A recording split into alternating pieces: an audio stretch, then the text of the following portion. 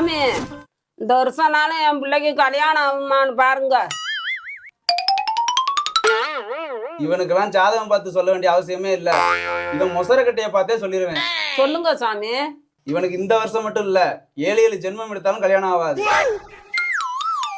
சாமி இதுக்கு எதுவும் பரிகாரம் எதுவும் சொல்லுங்க சாமி. பரிகாரத்தை சொல்றேன் கேட்டுக்கங்க. கண்ணியில கோலம் போடு, ஆடி காத்தில் தீபம் ஏத்து, ஆகாயத்தில் கோட்ட கட்டு, அந்தரத்தில் கோட்டம் போடு, ஆண்டவன கூட்டி வந்து அவன அங்கே காவல் போடு. என்ன சாமி சொல்றீங்க?